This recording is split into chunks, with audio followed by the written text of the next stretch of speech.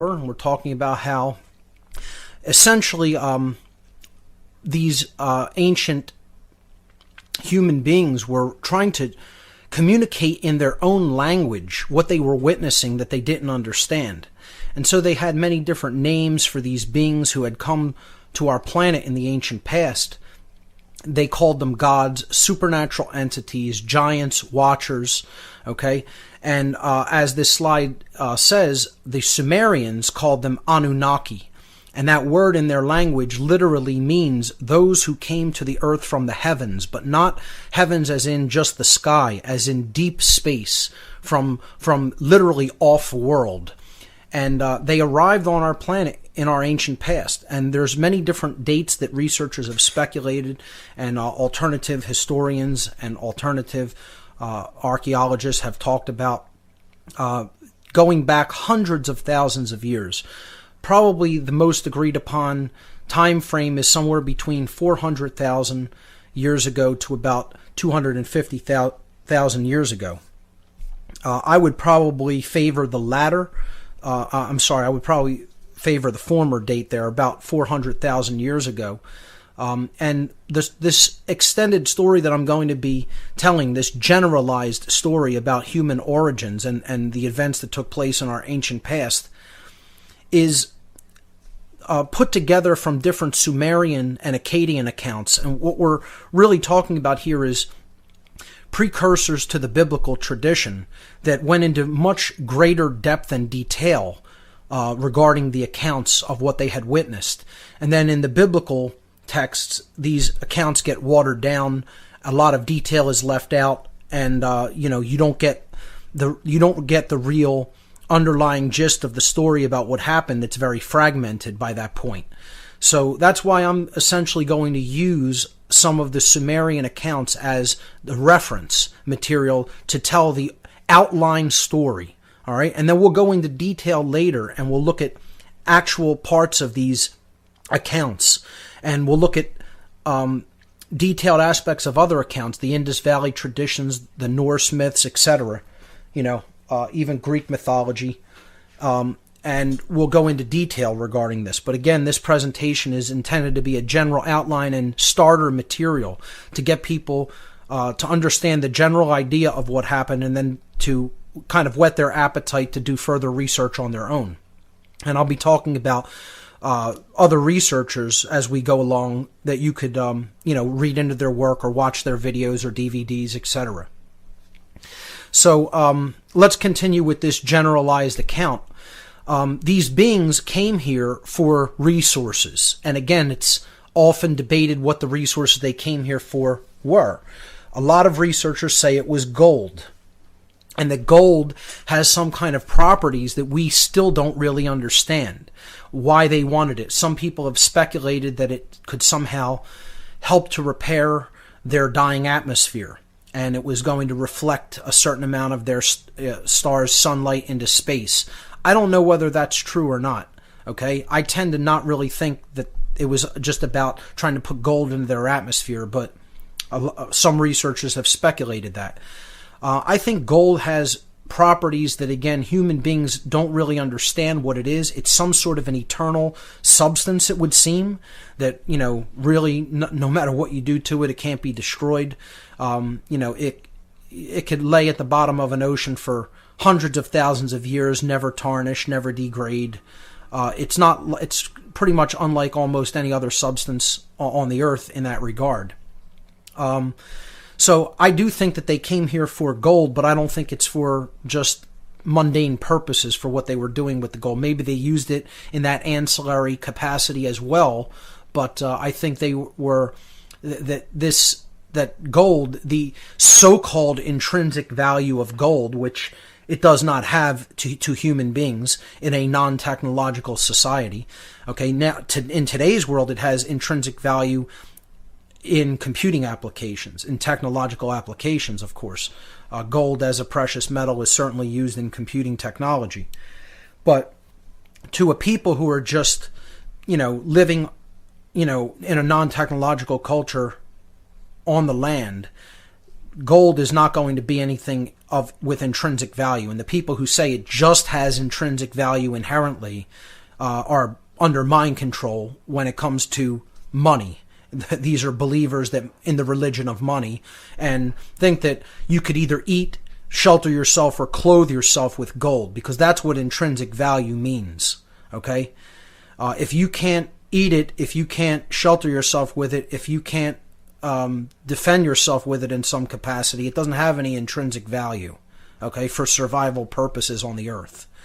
So these beings knew that there was more than meets the eye, literally, when it came to gold, and I do think that they were here for that, and because the accounts specifically talk about the mining expeditions that they put human beings to work in, and you know, they wouldn't have done that. They wouldn't have gone through such enormous trouble to mine, smelt, and refine gold if it didn't have some kind of intrinsic value to them. And I don't think it was just for monetary reasons. I don't think they used any money. I don't think they had a monetary system. I think this had some kind of a property when you ingested it, or when you performed some kind of chemical operations upon it that enhanced intelligence, enhanced creativity, enhanced health, etc. And we can get into all of that. We could talk about monoatomic gold, etc. We could talk about the usage of the pharaohs in Egypt regarding gold, specifically monoatomic powder gold. But that'll be for another discussion. But I want to continue with this general outline. Their mission was led, the mission of these beings to come here for resources and procure these resources to bring back to their world, was led by two brothers. Now, again, the names aren't as important. These are the names that are used in the Sumerian tradition. But I don't even specifically like to look personally, necessarily look at these as just single beings. When you talk about these beings, I almost look at it as factions of these whole beings, of this group of beings. Okay? So one brother was named Enki and one was named Enlil, according to the Sumerian texts. And they were royalty from where they came from, because the planet where they came from had a tradition of kingship and a hierarchy of rulership. They were the sons of the king of their home world, which his name was Anu, A-N-U. When I go forward talking about this topic, in a lot of ways I look at Enki as a faction of these beings. There's the Enki faction of the extraterrestrials, or non-human entities, if you will, the Anunnaki. And then there's the Enlil faction, okay? There are beings that had aligned themselves with a specific kind of worldview when it came to the earth and what they were doing here. Okay, so, and you'll understand what I mean by that as we go deeper into the story. But for now, let's simply look at them as two brothers. They were royalty where they came from, and they were the sons of the king. So you could look at them as princes. Moving on to slide number 35 and continuing this account.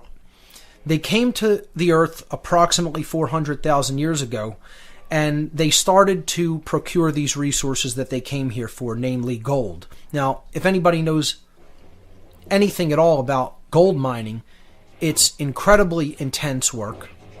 Okay?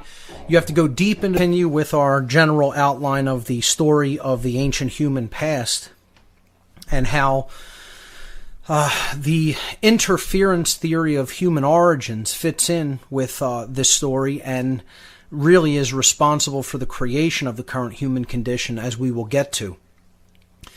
So these beings came here about 400,000 years ago, and they put a lot of their own people to work in gold mines.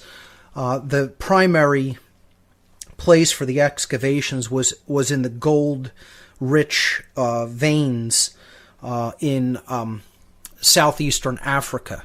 And this is a region of the world which they personally referred to as the Abzu, A-B-Z-U, or in some translations A-B-S-U, depending on how you're going to transliterate it out of the Sumerian. So Abzu literally in Sumerian means the deep, a very deep place. And that would certainly describe mines. Okay, and people want to insist that this meant spiritual deep, or the realm of the subconscious or, some kind of abyss or dark, deep, black place. And you could debate about the intricacies of how that word is going to be translated in its context, but if you actually read the accounts and the story of what happened, I think it's pretty obvious that the Absu meant mines, literally the bowels of the earth, underneath the ground, literally. Okay? So that's the way that I'm going to translate it and talk about it as we move forward. And again, we can get into specifics on this later. But after realizing that, after coming here on this mission, that they did not have enough manual laborers to do this work. All right. If you traveled somehow in interstellar distances, even if it's not interstellar, even if it's from another area outside of the planetary system, maybe even in the same solar system in a extended orbit, as many people will speculate that their planet was.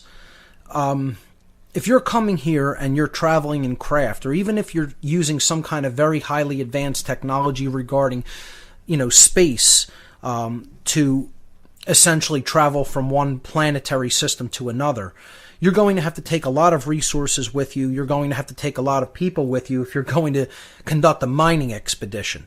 It's no small task. You're going to have to set up workshops, bases on the planet where you're going.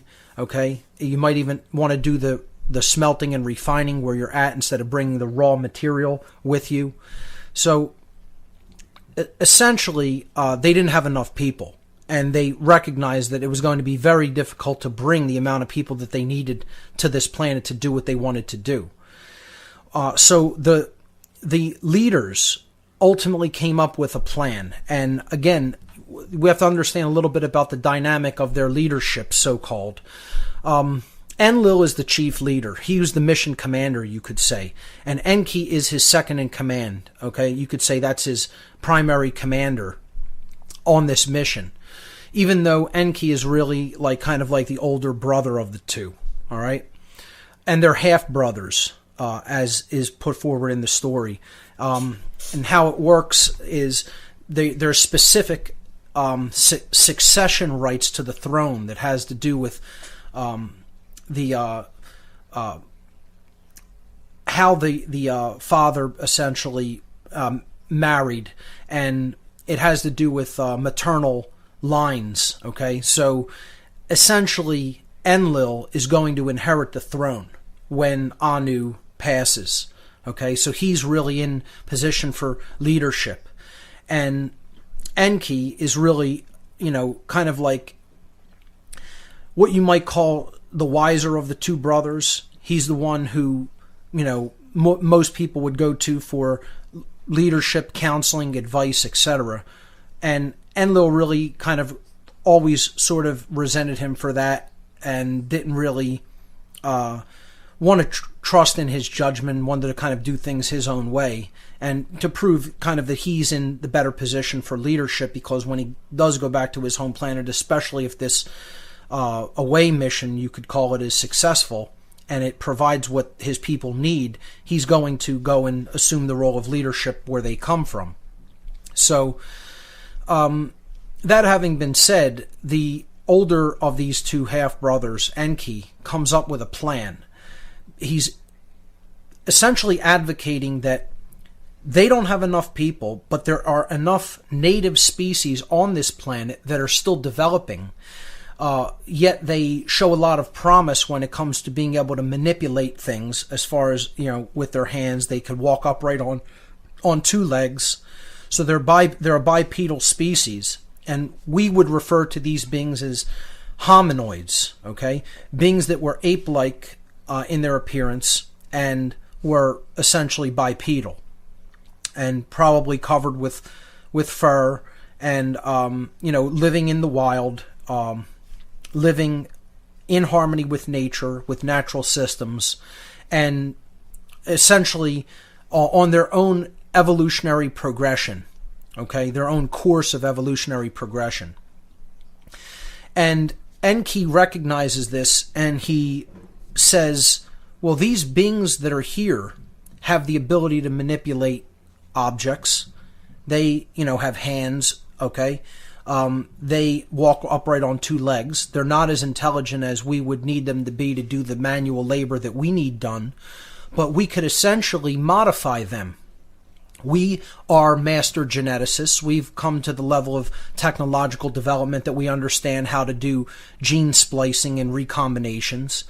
And we can make chimera species. We could splice DNA from one being into another and, come up with different characteristics of our choosing. And, you might say that these beings were at a level more advanced than the technology that we're even at today, certainly. Okay? So his plan was, we're going to make a hybrid species. All right, we're going to genetically modify this existing hominid species that is indigenous to this planet where they had come, which is Earth. And we're going to use the modified species that we create to do the work that we need done. We're going to put them to work in the mines as kind of like chattel, okay? Like we would use cattle or mules or horses, here as humans do today to do different types of laborious tasks for them. Okay, a beast of burden, you might call it, right? They are going to make a hybrid species and use them as a beast of burden.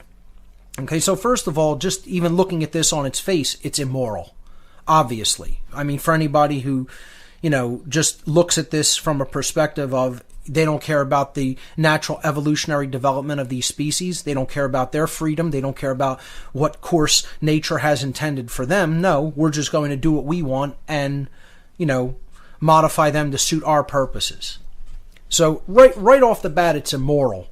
And, you hear a lot of apologists for this Enki faction of beings or this being Enki because of how he viewed his creation. And right off the bat, I just want to say I don't see any good or side to these beings at all. Okay, everything they did was immoral on its face. Okay, there is no good guy when it comes to this. What? Just because Enki later looked at the humans that he had made, the pathetic creatures that he had created that were a slave species to his people, and looked at them with pity and thought that they were so horrible that maybe he could start to teach them and bring them up out of their total ignorance and barbarity, that somehow that makes him the good guy for taking pity on us like that when he was the one responsible for putting us into that condition to begin with. That doesn't make him good. And you could say, okay, people change and they can repent of their old ways and the deed was already done. So I can understand that aspect of it, but, don't paint him as, holier than thou, as some people do. When it comes to looking at the alternative, the Enlil faction, or, Enlil as a being, he does seem good next to him. But I'm trying to put this back to square one and say from the very beginning how these beings came here and behaved was immoral on its face. And it shouldn't be looked at it as in any other way, really, for people who understand natural law.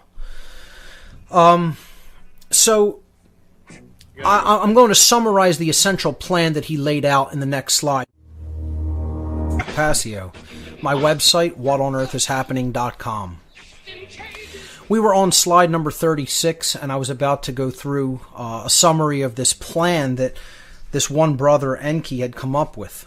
So the plan is summarized in this following exchange between Enki and his brother Enlil. Enki says, the beings that we need are already present. They already exist. They live in the Absu and walk erect on two legs. My son Ninghizida has tested their DNA, and it is similar to ours. We can combine our DNA with theirs to create primitive workers who are intelligent enough to understand our commands and handle our tools. They will do the mining for us, and relief will come to our people. So again, you hear in his tone total unconcern for what he's about to do. It's just not even a second thought. This is what we need.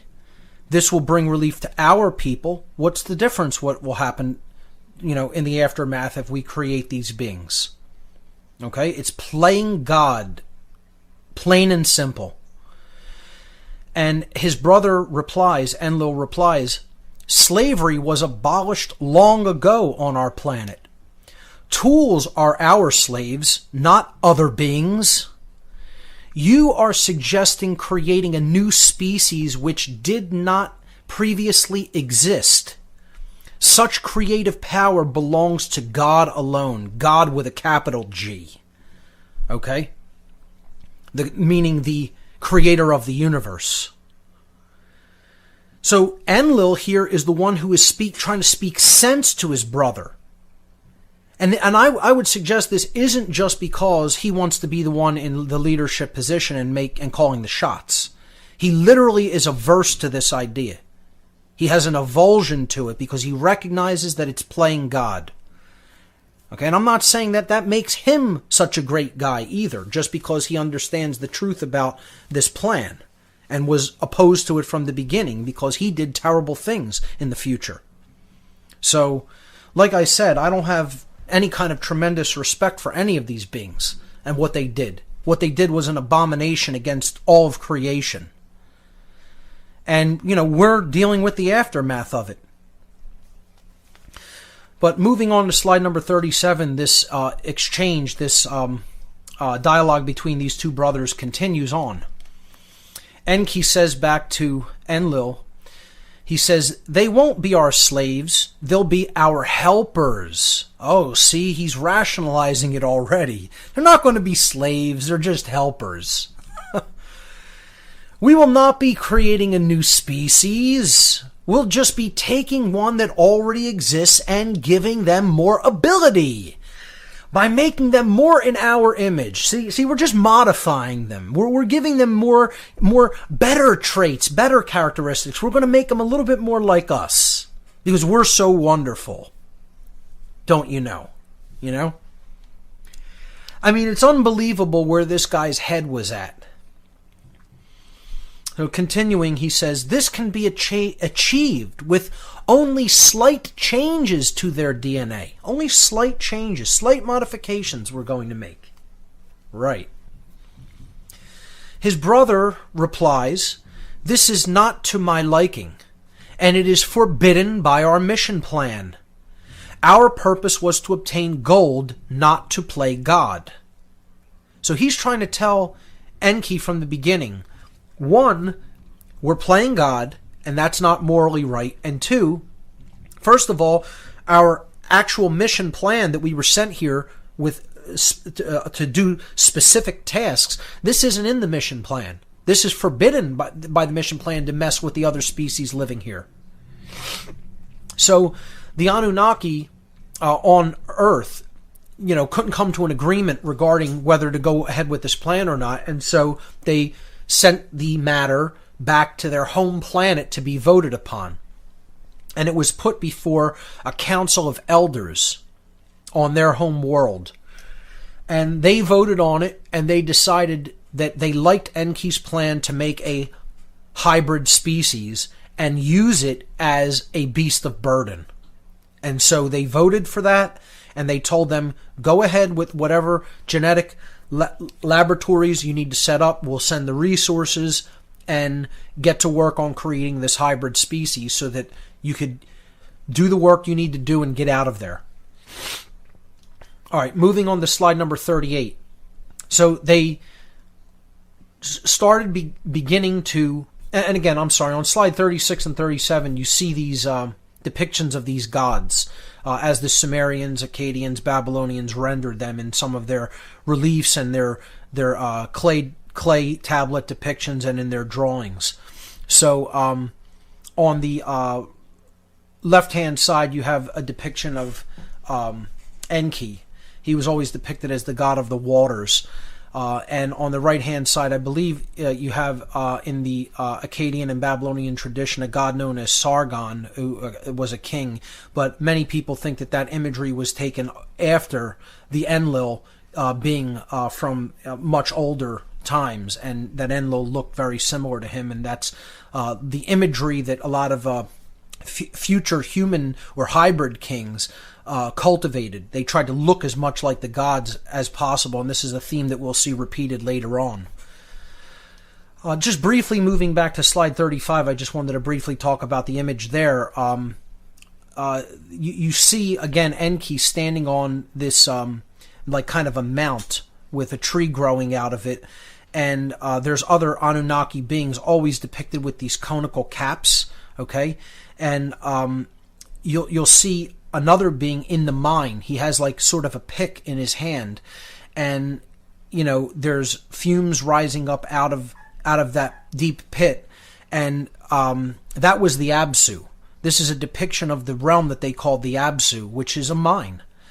And Enki was always depicted as god of the waters, okay? Whenever you see a flowing water trail with fish around it, that's Enki, okay? He was considered the lord of the earth and the waters. And this is very important going forward because the control system is based on water.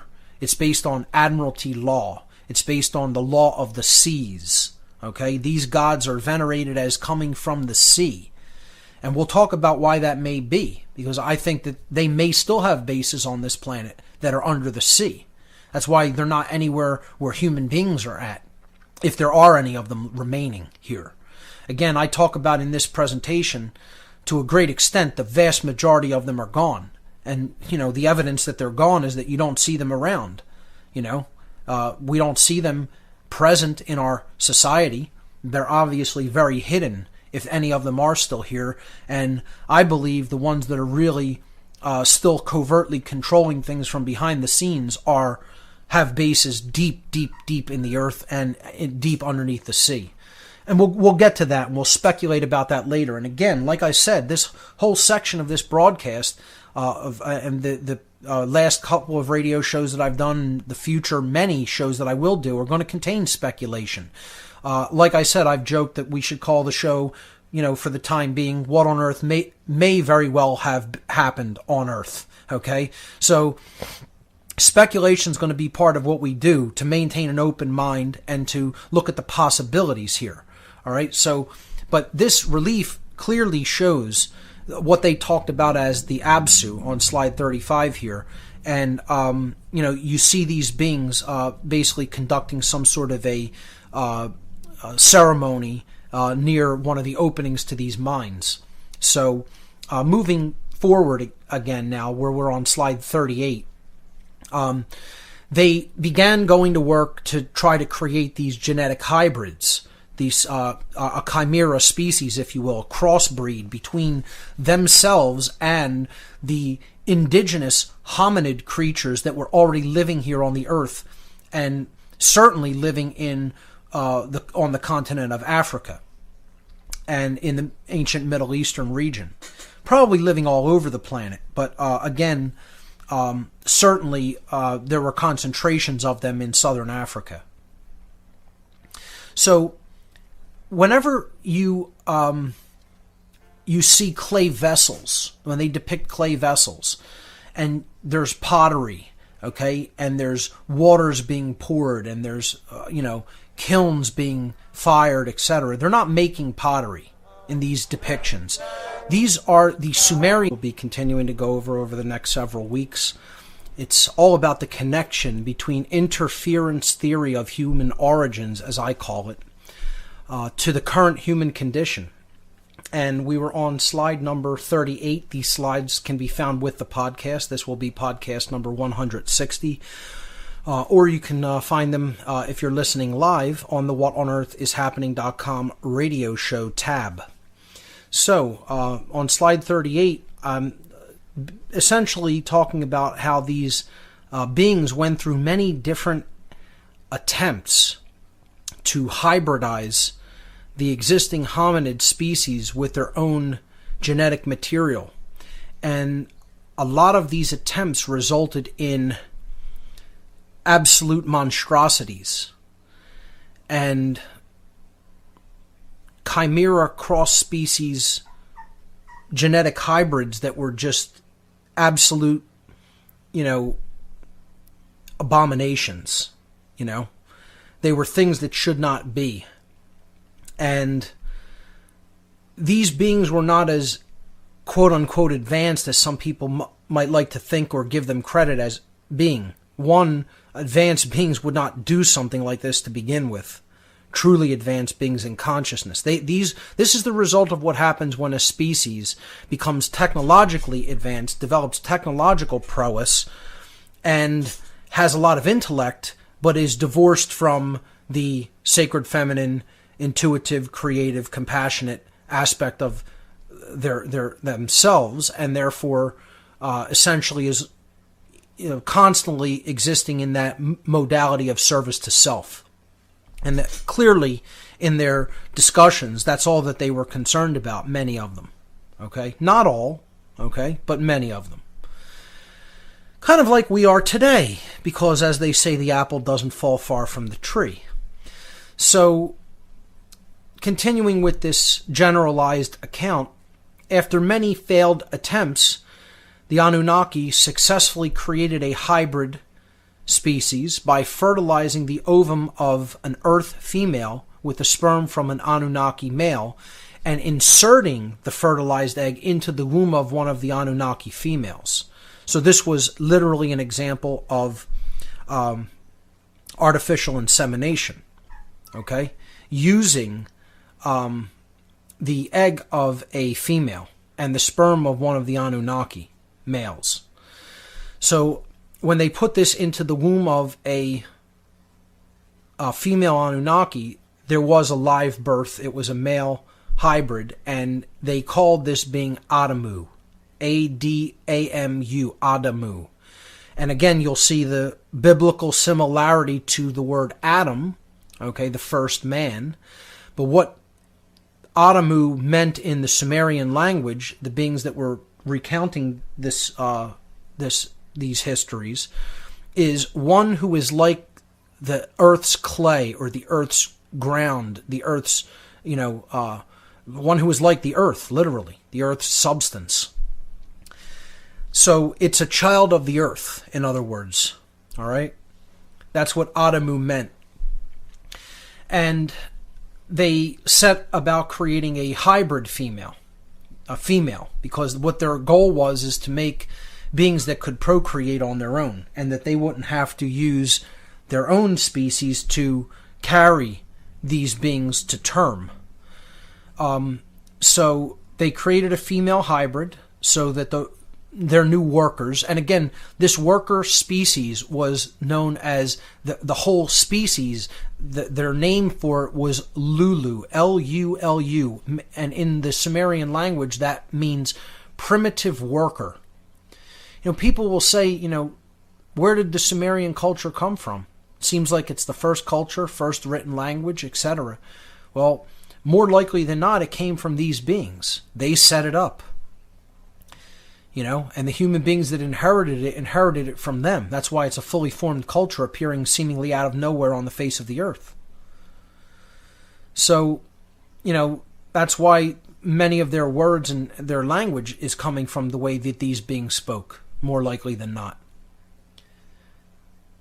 So they called this female hybrid, the female version of their hybrid species, Tiamat. And this was supposedly veneration or respect toward an ancient planet from our solar system that was partially destroyed in a celestial collision with their planet millions of years before, and it had formed the Earth and the Moon as well. That's as their cosmology goes. So they took the new prototype workers to a place called Eden, and Eden is in the Middle East, in what we would call Iraq, what we call Iraq now. And they were to be bred there in mass numbers. And they were going to breed them there in the wilderness of Eden. Again, you see the biblical similarity.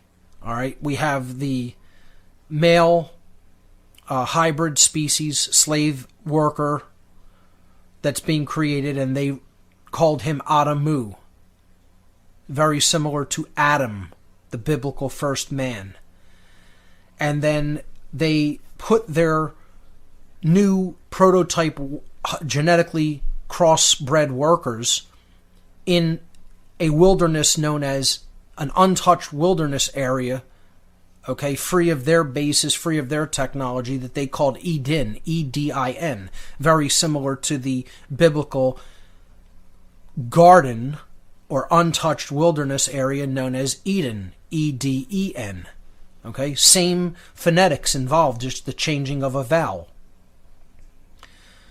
And this is no coincidence, because the stories of from the biblical texts are a recounting with much less detail, okay, with a whole lot of details stripped and taken out of these Sumerian accounts.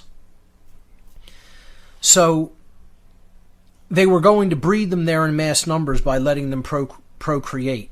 But the breeding program didn't work out as expected, because when they genetically made these first two models, I guess you could say, these mark prototype workers, the females were unable to bear children when they were inseminated by the males of this worker species. And of course, we're talking about early Mark I humanity, you could call it, okay? You could call this the prototype 1 for the human slave species. Moving on to slide number 39. While these beings were doing all these genetic experiments and experimentation. By the way, on slide 38, I just want to mention, you see this up on the upper right-hand corner before we move on to the next slide.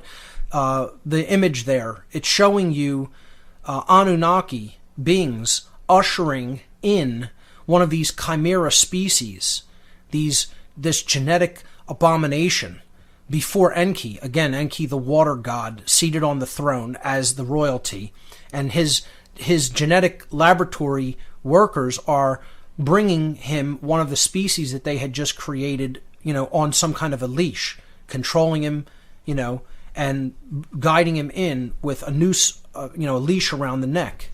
And obviously this was one of the species that clearly did not work out and was a total, abomination, thing that should not be, type of a chimera. And these accounts talk about many of these going through. They talk about all the different ways that they were defective, the kind of genetic defects that they had. Okay, being born without limbs, being born, without organs that were vital to life, etc. So we'll pick this up on the other side of the break as we are telling the ancient story of human origins here on What on Earth is Happening. Ladies and gentlemen, stay with us. Extended presentation. While this genetic work was being conducted, as these ancient accounts tell the tale, the workers in the mines that were populated by the off-world beings their patience was running very thin. They were running out of patience, and they were on the brink of mutiny against their own species, because they had been put to work in treacherous conditions for long, extended periods of time on an alien planet that they didn't want to be on, the conditions were hostile to them, and that they were put in, basically brutal working conditions that they were not used to. And they wanted relief from those conditions, and meanwhile they're telling them, well, you have to continue to do this work and mine until we have this problem under wraps, that we could get these beings into full production, okay? So we could pop out enough of them where they could relieve you of your duties. And Enki came up with another part of the plan. He wanted to have his son, who was the main geneticist, his name was Ninkazita, sequence the entire genome of the new Lulu worker species, of the Adamu, the male variant, and the Tiamat, the female variant, to determine exactly what was wrong with their genetics as to why they couldn't procreate. So, again, you could look at this as a tweaking of the genetic coding or the genetic hybridization that needed to be done, because as they existed in their current form, as they had made them initially, they would not be able to procreate on their own, so they needed some other gene spliced in with their genome from the Annunaki in order to be able to procreate on their own. So the DNA of the two hybrid species was completely sequenced, their genome, and it was compared with the genome of the Annunaki. They discovered that the hybrids had 22 pairs, a total of 22 pairs of chromosomes, but they lacked 2 chromosomes necessary to be able to procreate on their own. So what they did is they took a pair of chromosomes from themselves, one pair of chromosomes from the Annunaki, and spliced it into the chromosome from Adamu and Tiamat, the Lulu worker species, the Mark I human species. And that created a total of 1 new pair of chromosomes for a total of 23 pairs. And we'll see that there is evidence for this splicing in the actual human genome. If we look at the human chromosomes, we can see where the splicing took place. And we'll look at that later. Moving on to slide number 40. This genetic manipulation is also described in the biblical accounts. It's described in the following Sumerian account. Ning-Hazita caused a deep sleep to descend upon Enki, Ninmah, Adamu, and Tiamat. Ninmah is another geneticist of these beings that is stepping into the actual experiment and going to provide DNA. He extracted DNA, and again, this is referring to Ning-Hazita, the male master geneticist of these beings. He extracted DNA from the rib of Enki and inserted it into the rib of Adamu. He then extracted DNA from the rib of Ninmah and inserted it into the rib of Tiamat. Now, again, there's crossover with biblical tale, the biblical tale of Eve coming from the rib of Adam. People have speculated that perhaps they used the marrow from the rib for a genetic sample, maybe because of certain types of cells that are more undifferentiated. I'm not really sure. However, literally in these texts, they specifically say that it was extracted from the rib. So maybe that's where the biblical accounts came from. Maybe it was just convenient for them to take an extraction from the rib as opposed to any other part of the body or any organ. So he then awakened the 4 of them, of these beings, Enki, Ninmah, Adamu, and Tiamat, and said to Enki, 2 chromosomes have been added to their DNA. They are now capable of procreating on their own. So a pair of chromosomes was added for a total of 23 pairs, which we have now. And from that point on, they were capable of reproducing without, having to have any artificial insemination done on the part of the Annunaki. The new hybrids were returned to the orchards of the Eden, where they became aware of their nakedness and their ability to procreate. Now, once again, this is the story of Adam and Eve in the garden, where they become aware that they don't have clothes, which is really, nakedness is an allegory. It's about that they are inadequate in comparison to the Anunnaki. They don't have their abilities, they don't have their knowledge, they don't have their understanding, okay?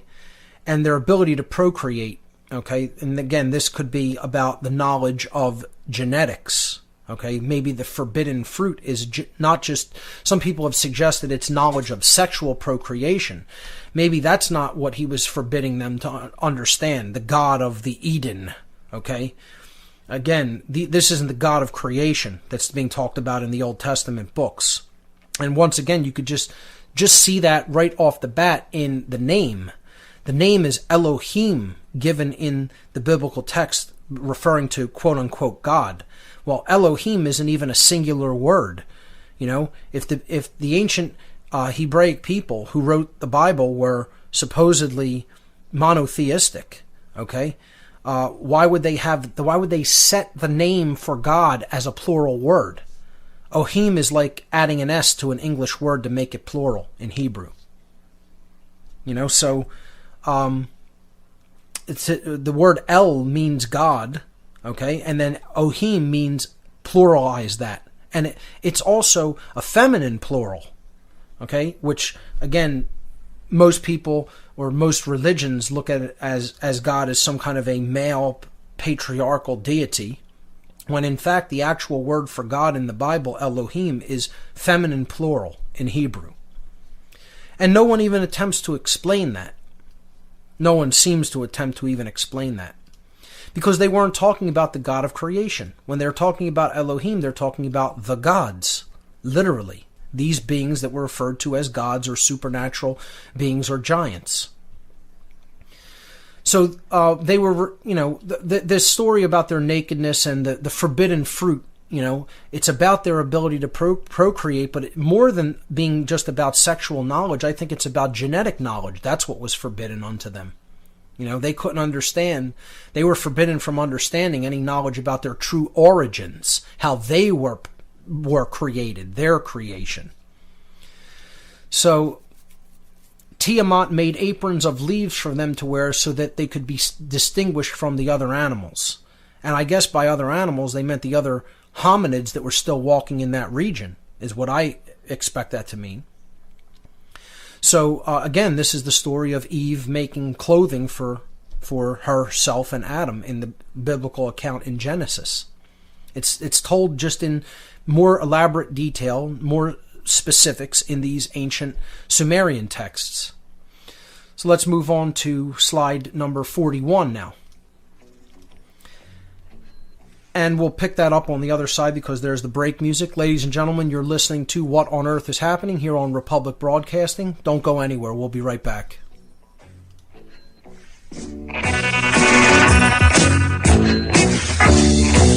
Origins of humanity. It's what I call interference theory, because our natural evolutionary progression was interfered with by beings that had no right to do such a thing. And we were talking about how they finally got us to a point where we were able to procreate on our own by splicing in a pair of their chromosomes into our hybridized genome. And we're moving on to slide number 41 now, where Enlil learns about the further genetic hybridization of these beings by giving them more of the Annunaki genes. So Enlil was furious with Enki, and he was furious with the entire plan, as he was from the very beginning, because he didn't want to create a slave species. And he says to his brother, Enlil says to Enki, "This whole plan was not to my liking. I was against the idea of playing God. You told me that all we needed to do was to modify these beings slightly in order to create the workers we needed. But now they have been given our genetics so that they will be able to procreate on their own and have our long lifespan."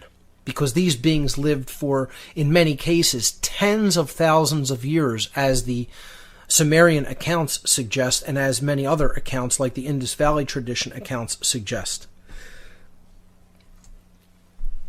Tens of thousands of years. That's why they were considered gods. They were considered immortal.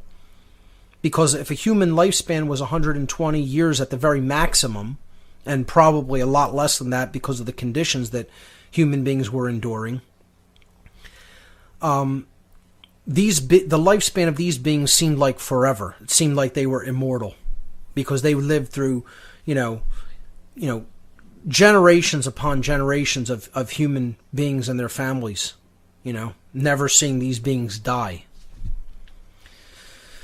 But die they do, because they are not immortal. And I want to be very clear on that. These beings are not immortal. They're not gods. Okay? They're not supernatural entities. They are flesh and blood entities. And they, some people, and that's my take on it. Some people insist that these are fallen angelic beings.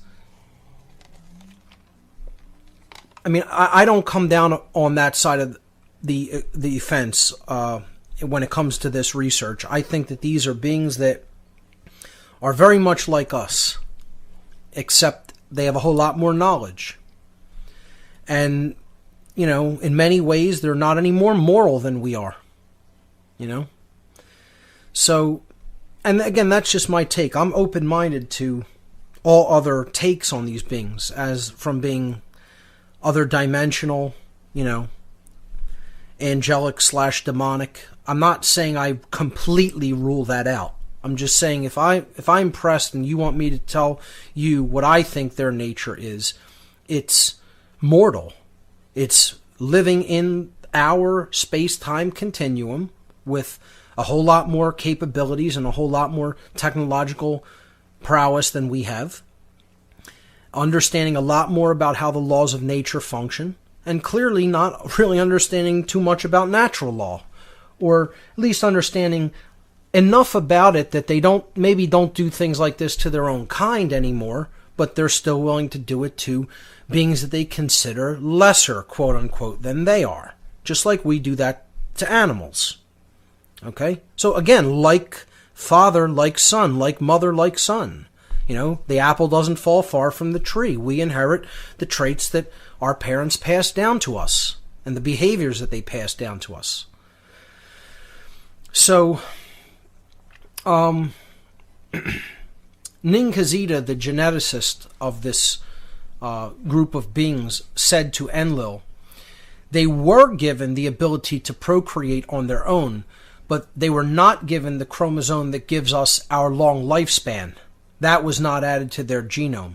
So he's telling them, you don't have to worry about these beings being immortal like we are, so that they'll gain the kind of knowledge that we have over a single lifespan, over a single human life.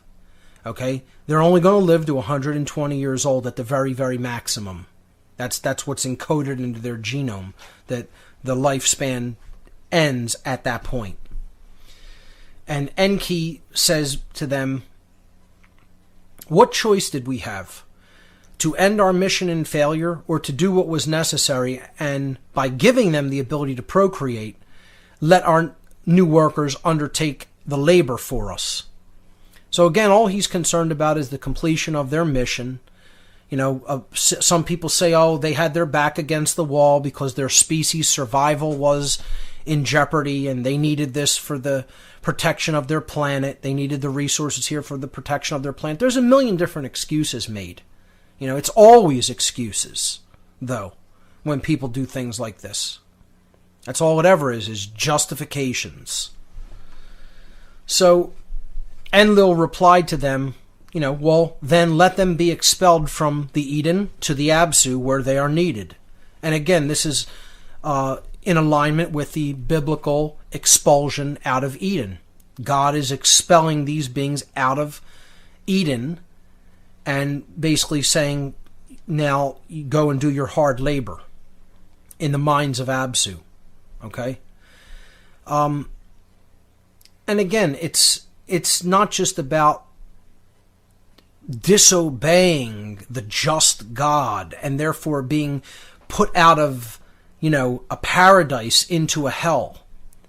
They were literally taking them out of a place that was paradisical and untouched by technology, by their technology, and as the nature on this planet intended it to be, which was the conditions that they were being reared in, and then they were taken to a horrific environment to labor endlessly, sometimes unto death, for these beings that, had infinitely more knowledge about how the universe worked and who came here simply to put these beings through, long periods of work as beasts of burden, literally. So there's two sides to this biblical expulsion from Eden. You could look at it allegorically, you could look at it literally. And I think, there is a literal side to this. And then the allegorical tale of, if you don't live according to natural law, the laws of the actual creator, you will be expelled into a hell world of your own making. But I don't think that's what we're really talking about here. It's a way of interpreting it. So moving on to slide number 42, where and by the way, let's just briefly look at the image on slide 41. Again, you see this kiln or urn of some type with a tree growing out of it.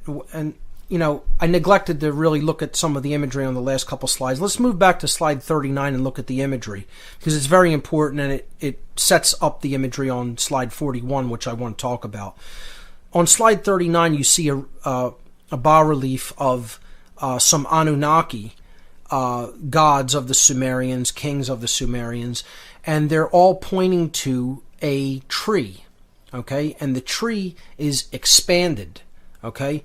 And there's a winged image or symbol over the tree, all right?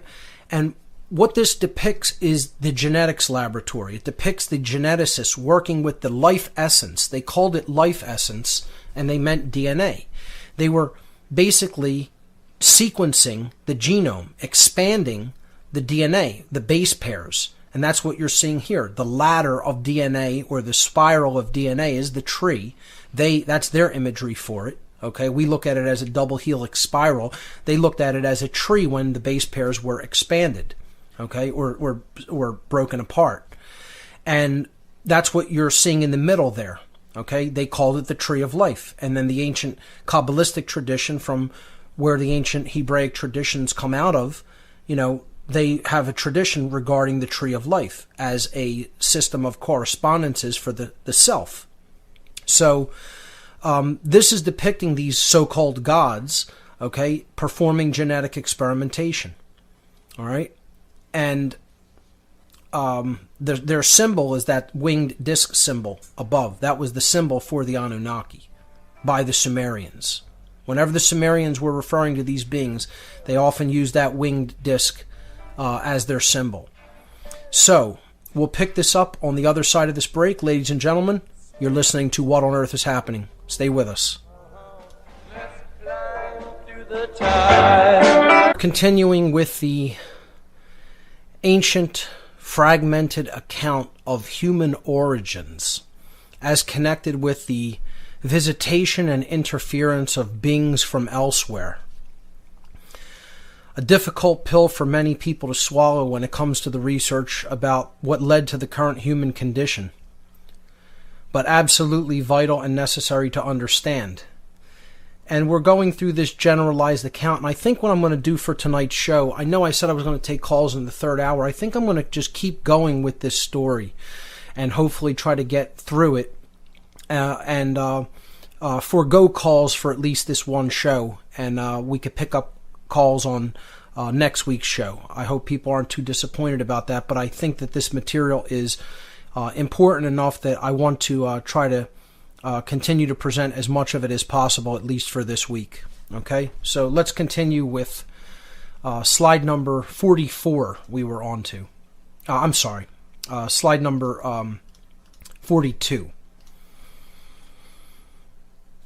So after the expulsion from Eden, actually I was preparing to go back to 41 before the break. So 41 shows again this tree, the image on 41. You see Enki seated there on his throne overseeing the operation, and one of his geneticists again is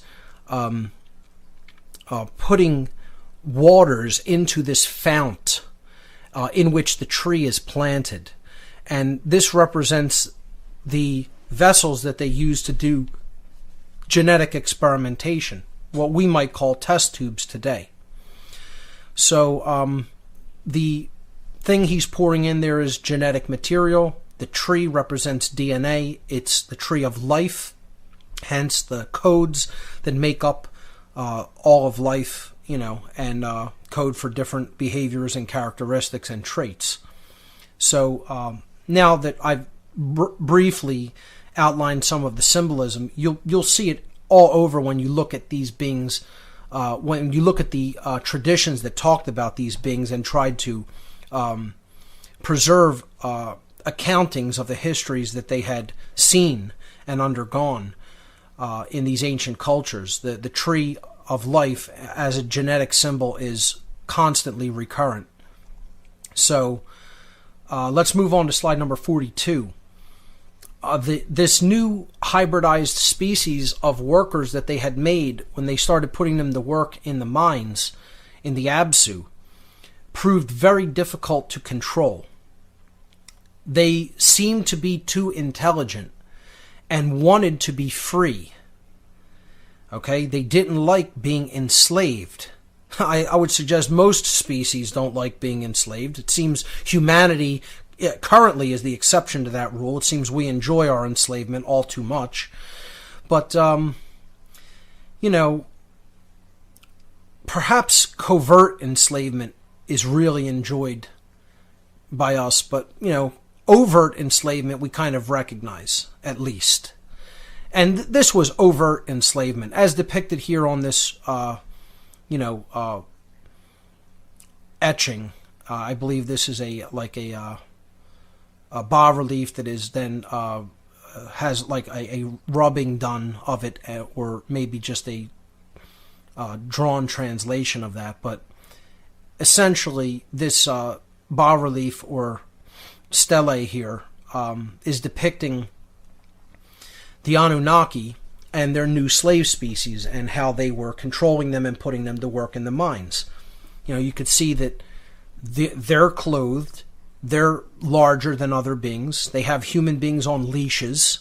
They're stepping on a human being who isn't complying. And the other beings, the human beings are naked. The other human beings naked are being ushered into one of the entrances of the Absu, or the mines. Okay, it was all there. It's all depicted. And people will still deny this was going on. And these weren't just kings of their people who were putting their own people into the mines. They're always depicted as giants, physical giants, not just giants metaphorically, that, these are great men of stature, of social stature. No, they were depicting them as larger than other beings. And some of these beings, they're said that they are upwards of 30 feet tall, some of the original purebred Anunnaki. Okay? And some of them, you hear accountings of some hybrids of them being, 9, 10, 12 feet tall. But one thing or another happened to result in this condition. And I personally I'll tell you what dynamic I personally fall onto believing in a moment, but let me just explain these two scenarios. People think that these beings were too difficult to control either because the Anunnaki had messed up in their genetic hybridization experiment and given them a little bit too much of their own DNA, and therefore that created some innate intelligence in them, and they were able to see what was happening instead of just being blind order followers, blind task followers. Okay? Some other researchers believe that they retained in the mixture, in the admixture that they were working with to hybridize these beings when they were doing the genetic splicing and experimentation, that they retained too much of the native Earth DNA, the native Earth being hominid DNA, remained in the hybrid species. Now, I think that is the case. It isn't the infusion of Anunnaki DNA. It's our native Earth DNA that was remaining in us, because that was the unpolluted DNA that was still on a natural course of evolving in harmony with this planet. And I believe that these beings left too much of that in the human hybrid admixture of genetic material that they were working with. And that's what allowed these beings to see that they were being enslaved and, rebelled against it. And I think that's why they want to epigenetically constantly try to wean this essence out of us through all the different pollutants that they put into the atmosphere, into the water, into the food. They don't want this natural force arising in our genetic material. Okay? Because I think the beings that were here originally wanted to be free. They were developing in harmony with nature. And they would have developed into something majestic and absolutely beautiful if they were left to their own devices and left according to their natural progression, as nature always does. If it's left undiluted and unpolluted. And that's, like I said, at some point the will also has to take over, and we have a choice whether we want to progress in line with the will of creation and move forward in consciousness. That's always a choice. But I think there is an innate quality in the earth hominid beings that was powerful and special. And that's what was, too much of that was left in this admixture when they were creating these beings, according to my belief and my research. Okay? So what they did is they eventually did other modifications to the Earthlings' DNA to make them more easily controllable. This further genetic modification resulted in large portions of disconnected and non-coding DNA in the human genome. So I feel that the original Mark I species of humanity that we're talking about, that had even received this slight upgrade to allow them to be able to procreate, was still of advanced intelligence and still had a lot of their DNA working. Okay? What we now call junk DNA, what modern science laughingly calls junk DNA, okay? I feel that was still coding in the Mark I variant of humanity, or what the Annunaki referred to as the Lulu species, Lulu, meaning primitive workers in their language. This large amount of DNA that science calls junk DNA isn't junk at all. It's simply non-coding. Okay, so it's somehow been disconnected from doing what it was originally intended to do. And we have no idea what capabilities that codes for. We have no idea what kind of innate intelligence that codes for. This process of further degrading humanity. Continuing with the Cosmic Abandonment presentation in its extended format here tonight, we're on slide number 42, talking about once these other beings recognized that the hybrid race that they created as a so-called primitive worker was too difficult to control, they did another genetic modification upon them to disconnect large portions of their DNA. And this was kind of like almost like a death knell for humanity, because, we were physically fighting back against these beings while they were in our presence and didn't want to go along with their enslavement of us. And when they did this further modification, it disconnected large portions of formerly coding DNA, and it also resulted in thousands and thousands of genetic defects in our genome. The human genome contains at least 4,000 genetic defects that aren't seen in other species on Earth. More than just about any other species on Earth. I think more than any other species on Earth, I believe. And I feel that primary psychopathy is one of these defects. Okay? I think when they did this further dumbing down, you might call it, this disconnecting of genetic material that should code for certain types of innate intelligence, they created not only a lot of the physical defects that humanity experiences in the form of certain genetic illnesses. You could look at the types of cancers that we get, the types of central nervous system diseases, things like Alzheimer's, things like diabetes, autoimmune diseases, Parkinson's disease, Huntington's disease, different types of genetic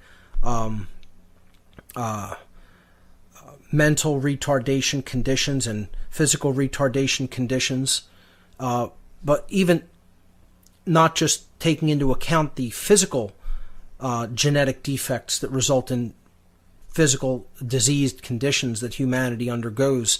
You could look at the mental health diseases that humanity endures. And the first one that we need to take a look at is primary psychopathy, which we've talked about extensively here on this radio show in past shows. So, again, people don't ever want to discuss where did primary psychopathy come from, because, again, it really only gives you about three choices. Well, either God did it, the creator of the universe gave humanity a small portion of the total amount of human beings on this planet, primary psychopathy, so that they could torment the rest of the species. God likes to make things like this in the beings that he creates, just to endlessly torment them, so that they have to live on a planet with interspecies predators preying upon their own kind. I don't think the God of creation does that personally. I mean, no God of creation that I consider worth his salt, so to speak, is going to do things like that. But there are idiots out there that think that that's what God produces. That's what nature, that's what creation, that's what the universe, that's what the underlying force of intelligence and everything produces. It produces completely screwed up stuff. Okay?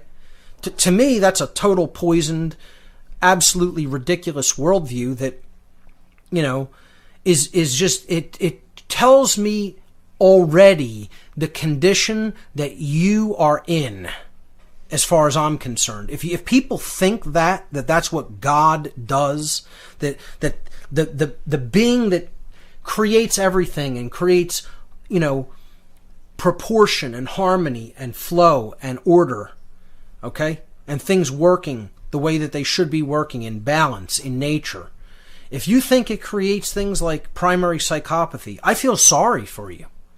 I mean, to me, nature doesn't do those things.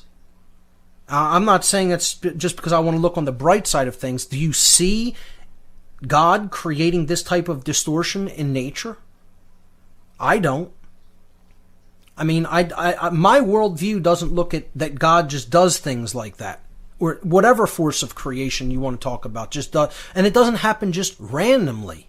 Nature, if you want to even look at it as some sort of a random process, doesn't create things like that. And once again, people will say, well, this is some sort of an advantageous condition, psychopathy. No, it isn't. It's a degradation. It's a degrading. It's turning a human being into an animal. That's what psychopathy is. It's taking the qualities out of a human being that make it a human and turning it into an absolute animal beast living in the field like other animals. And that's not what a human being is. That's a degradation of a human being. That's something infinitely less than what a human being actually is. The other options are, well, humanity did this to ourselves somehow. We genetically modified ourselves somehow. Or, if we didn't do it, then some other intelligent being did it. And that's what I'm suggesting here, is that's why primary psychopathy exists, because another species tampered to such an extent with our genome for reasons of their own that they created a slew of defects in the code that nature originally provided for us, that created all these different genetic conditions, these genetic degradations and defects in our genome, including primary psychopathy. And again, that's part of what we're going to explore throughout this presentation. So let's move on to slide number 43. The biblical accounts describe this further degradation of early human beings. And this is from Genesis chapter 11, quote, "The whole earth was of one language and one speech. And the children of men said, Let us build a city and a tower whose top may reach unto heaven. And the Lord came down to see the city and the tower, which the children of men had built. And the Lord said, Behold, the people are one, and they all have one language. And this is what they begin to do. Nothing which they can imagine will be impossible for them to do soon. Let us go down and confound their language, that they may not understand each other's speech. And from that time forward, the Lord scattered them upon the face of the whole earth, and they stopped building the city." Okay, so let's take this one step at a time in breaking this down. The whole earth was of one language and one speech. Well, what does that mean? It means that there were pockets of people throughout the world that knew what was going on.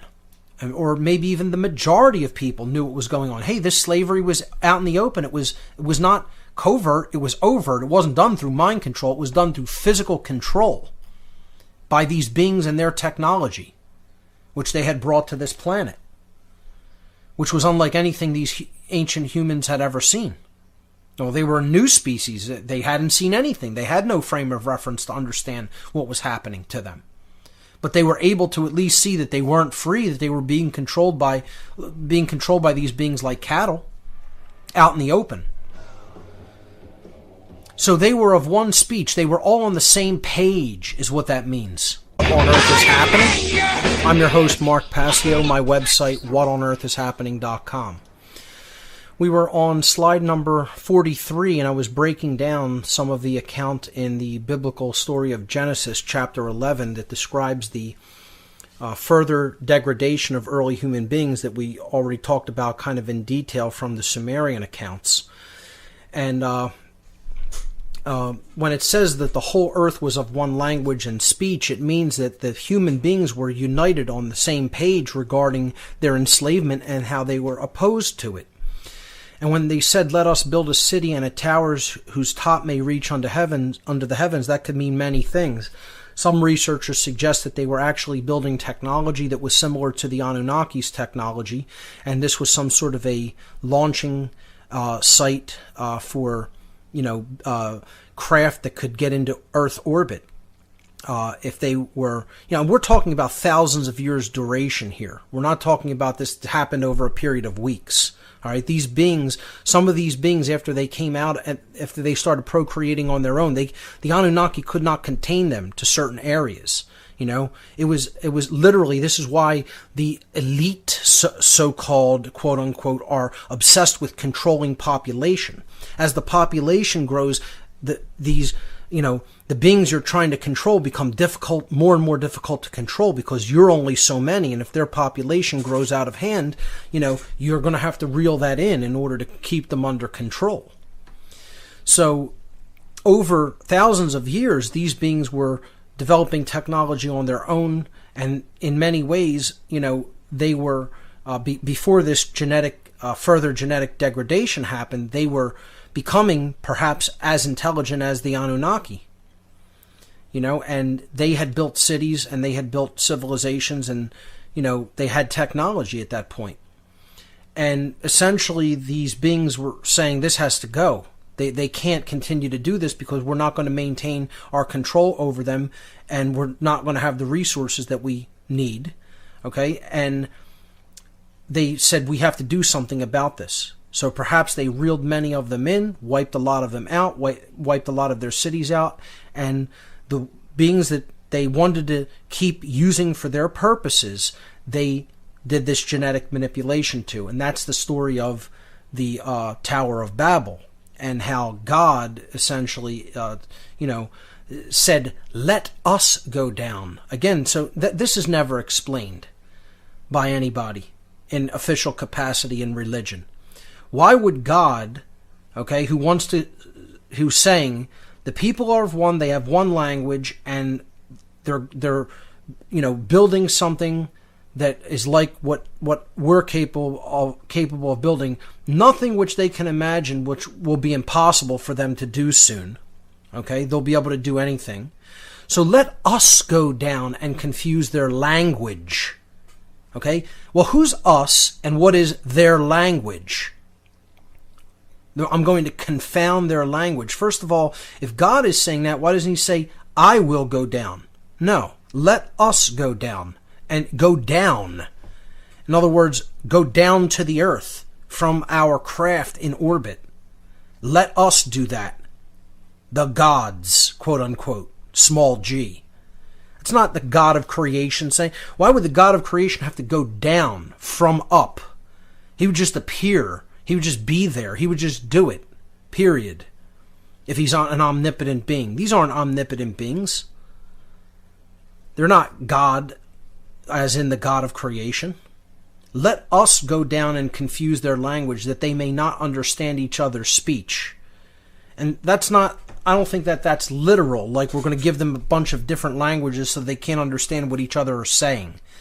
It's saying, I'm going to go down and confuse the language that they are made of, the DNA language, the genetic code that they are made of, that comprises their characteristics, their traits, their capabilities, so that they may not understand each other's speech, so that they'll be too dumbed down and stupid to even recognize what's going on around them and get on the same page like they are now. And from that time forward, the Lord scattered them upon the face of the earth, and they stopped building the city. In other words, they stopped evolving, and their slavery was basically put into hardcore effect because of this dumbing down of the genetic, material that ancient humanity underwent. And I would say that this probably happened somewhere around 200,000 years ago. Maybe a little bit less than that, And again, you're talking about such large swaths of time, it's difficult to know. I think these beings have been here at least 500 million years, probably, between 500 and 400,000 years ago. And they probably made us shortly after their arrival to the planet, and this modification was probably done between 100 and 200,000 years ago, if I'm just giving some general estimates. Because again, these are fragmentary accounts, and I don't think we could know for absolute certainty or pinpoint an exact date. So a lot of it is speculation and a lot of it is fragmented. But I'm just giving general estimates. So let's move on to slide number 44. The Anunnaki continued their efforts to control their new slave species and to put them to work in the most efficient ways possible. They greatly differed on the best ways to do this, so a deeper divide formed between the commanding brothers. And again, this is what I personally call the Enki and Enlil factions. It wasn't just the individual brothers calling all the shots. It was the factions who aligned themselves with these beings.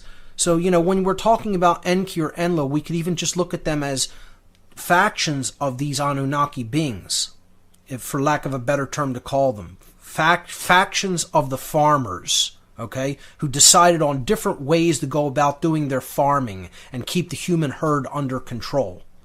Okay? So the Enlil faction, okay, or if you want to look at it as a single being, fine, Enlil, who hated the plan from its inception, preferred to rule the humans with an iron fist, which he felt would successfully end the mission as soon as possible, allowing him to return to the Anunnaki homeworld and assume the throne. So he played the position of a god. All right, he didn't want to interact with them as equals or as, beings on the same footing at all. He, said, I'm your god. I'm one of your creators. All right, you are going to listen to me, or it's going to be, the whip and chain for you. didn't want to put up with any dissent. He was a totalitarian when it came to the slave species because he hated them. From the very beginning, he hated the whole plan. So he said, we made them, that's an abomination in its own right. We then further degraded them, that's an additional abomination. All of this is immoral. All of this was forbidden by our original mission, plan, specifications. I didn't want to be involved in any of this, so what I'm going to do is try to get this done as efficiently and as quickly as possible, rule them with an iron fist, and Enlil also wanted to destroy humanity after he was done using them. Now again, this is where this idea in current humanity of him as the total whatonearthishappening.com. Let's continue with the Cosmic Abandonment slideshow. We were on slide number 44, and I was explaining how the different faction of these beings that came here in the ancient past had different approaches for controlling humanity in the early days of their involvement with them. The Enlil faction, led by Enlil himself, who hated the whole plan of hybridizing another species to create a worker race, and looked at that as slavery and didn't want his brother to go ahead with it, but was overruled by the Home World Council. Wanted to rule these beings with an iron fist as their god, as their literal creator, so that he could get the mission done as quickly and effectively as possible and get out of there and go home and receive the accolades for a job done well and successfully accomplished, and then take up the throne on his home world, because he was the prince who was going to inherit the Annunaki throne when his father Anu had finished his reign. So Enki, his brother, his half-brother, on the other hand, looked at the human beings as his own creation, like a father might look at his children. His method of control was indirect, okay? And again, I still call it a method of control. There are people who say, oh no, he just wanted the humans to be free. I don't look at it like that personally, okay? And a lot of people will say, oh, well, you're just down on all of them, and you think all these extraterrestrials are bad people or bad beings. That's not necessarily the case. What I'm saying is that these beings were there to serve their own interests and to perform a mission, and ultimately, when it comes down to it, they were going to do whatever was required for them to do to control humanity to get that done. So here you're seeing a couple of different depictions of how these beings operated with their slave species. On the left, it's a depiction of how Enlil may have interacted with the humans, like a god seated on his throne and ruling with an iron fist and commanding them. You see some of them coming out of the mines. Again, these entrances to these mines that were deep underground. I mean, again, it's all there in depictions. It's all there in ancient accounts. And you just look at how littered with mines ancient Africa was. And it's unbelievable. What would these ancient people have needed with mining and smelting gold? There would have been no purpose for it. Even before the humanity allegedly invented any monetary systems, which we didn't do. Again, as we'll see, they gave us monetary systems. There would be no reason to mine for gold. It's an unimaginably painstaking process. And ancient peoples that weren't a technological civilization would have had no need for that. We look at Enki's method, okay? His method of control was indirect. He gave to the worker species different systems of belief, including religions, governments, and monetary systems, in order to get them to comply willingly by allowing some of the humans to believe the notion that they were in control, or that they were in a position of leadership or responsibility for the others. So this way, you would set up a hierarchical chain of command. I created a religion. I'm the God. You're my intercessor, my intermediary, I should say.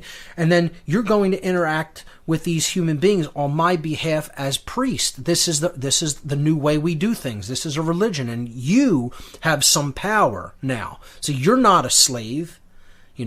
I'm divinely, as your God and creator, appointing you in this position, and you're going to interact with those who are below you.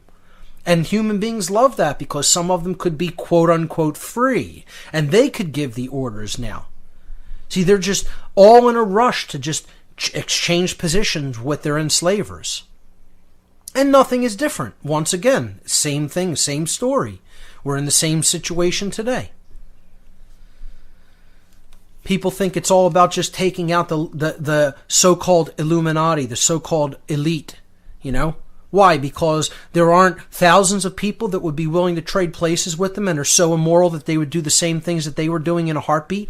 It isn't about changing the way all of us think. It isn't about taking down corrupt and immoral institutions that don't serve us. No, we need to leave those systems in place. And somehow we're magically going to be free. Yeah, okay. Yeah, you keep believing that you can keep your hand in a pot of boiling water and not get burned, or nothing's going to happen to it. I can keep my hand directly over this fire for as long as I feel like it, and it'll be fine. That's the same thing. It's just as ridiculous as saying something like that.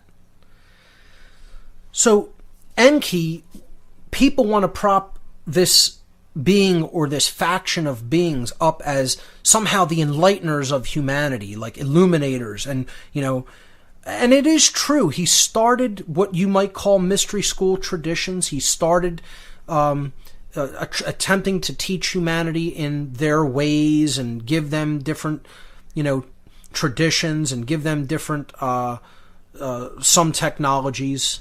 You see him here giving humanity something that seems to be some sort of a energy device or technology. He positioned himself as the benevolent ruler. And this is just all this is a situation of good cop, bad cop. So one side looks like he's the good guy, and one side looks like, oh, that's the bad alternative. You don't want him, so you might as well get on board with what this guy is doing. That's all it was. It's again, Enki putting these systems of control, covert control, into place in the form of religion, government, and money.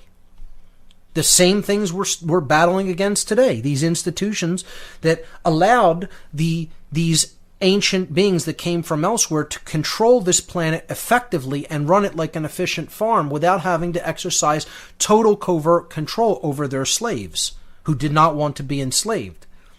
And doing it this way ensured, if you're controlling the mind, that's epigenetically controlling the underlying DNA that you don't want cropping back up. They were afraid of this innate human DNA that had capabilities, probably that had capabilities that would have even outstripped theirs if allowed to its own devices. And they don't want that occurring. So they have to put all these mind control systems into place. And these are the beings who invented the monetary system. And let me just make that absolutely abundantly clear. Human beings did not use money before these Annunaki factions gave them this system of belief called money so that they could interoperate with each other for goods and services as slaves on the land. Okay?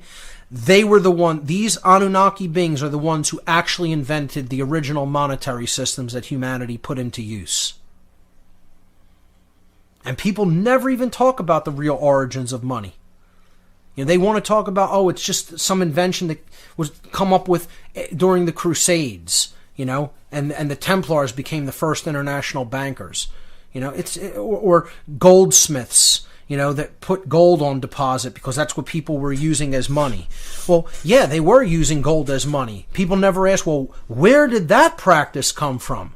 Okay, you could talk about the origins of paper money and banks and fractional reserve lending until you're blue in the face. Where did the use of gold for money originally stem from? It was already in full swing at the time of the Sumerian civilization, melted and refined and pressed as coinage for their purposes. as a system of interaction. And then that creates a social strata.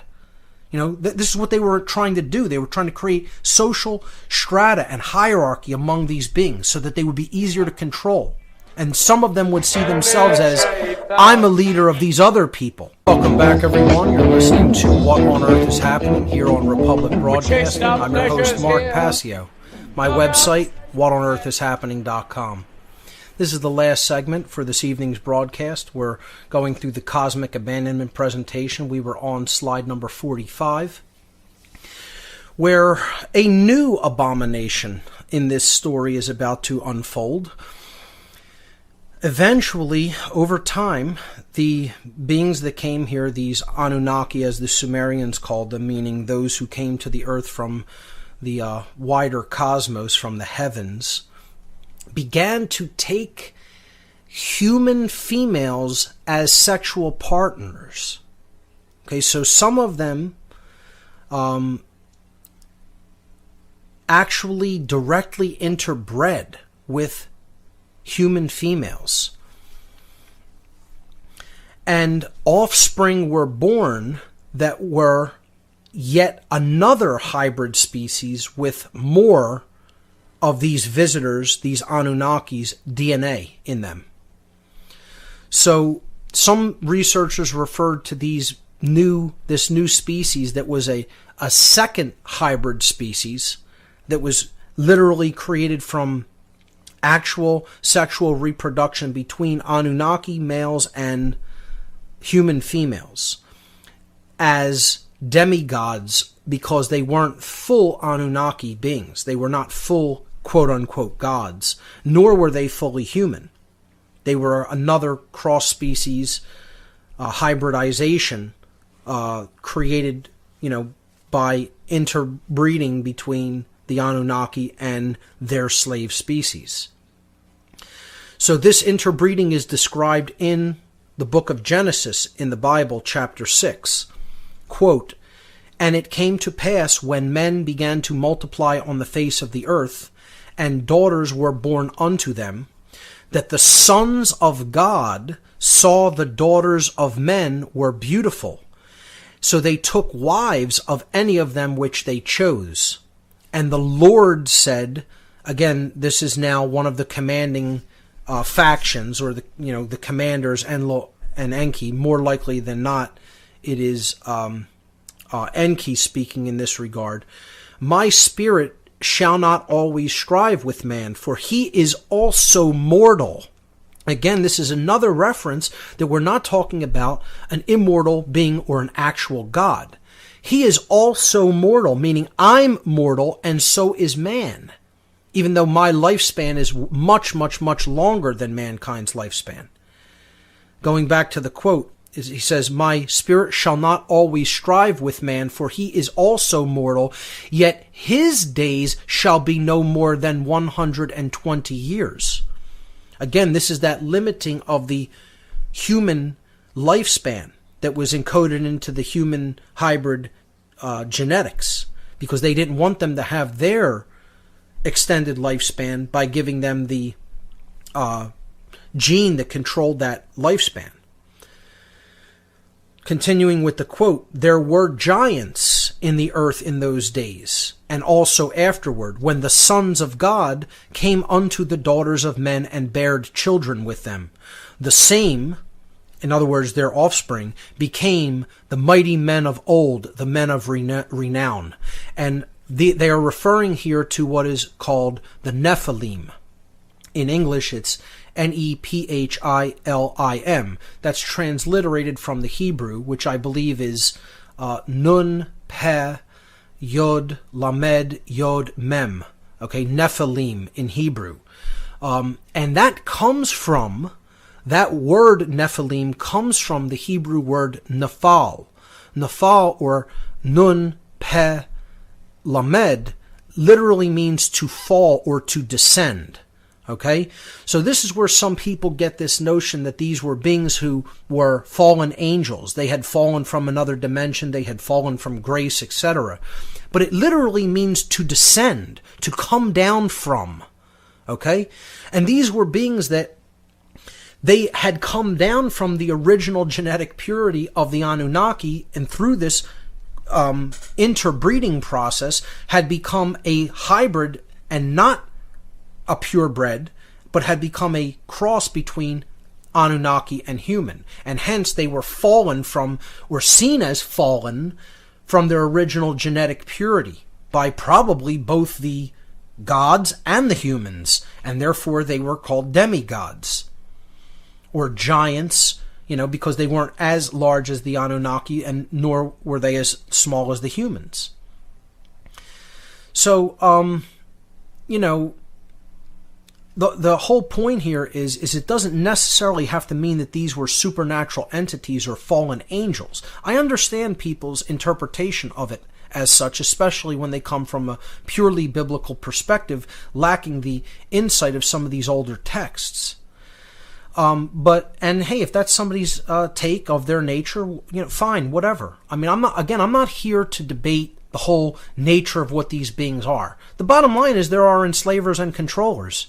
You want to be free? You have to stop following along with their agendas. Period. You have to understand natural law and live a moral life and stop cooperating with them and be prepared to physically defend yourself if necessary to defend your freedom and your rights. That's what it all ultimately comes down to, regardless of who's controlling us or what their nature is. I don't care if their nature is another human being. I don't care if it's a flesh and blood being from elsewhere. I don't care if it's interdimensional or if it's demonic. It doesn't make a difference what their nature is.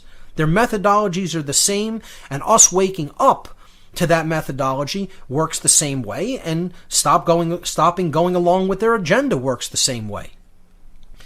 So, people can have their beliefs about what their nature is, and if that fits in with one religion or another, I personally could care less. All right? I'm trying to tell the general overarching story of what happened here so that we can understand our origins and what we're going to have to do to overcome this condition.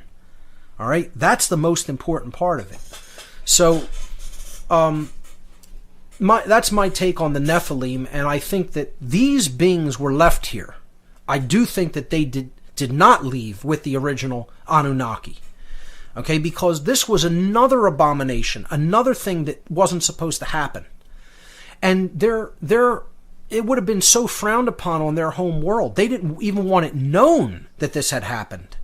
These beings were not allowed to go back home with them. And again, that's another reason why they were called fallen.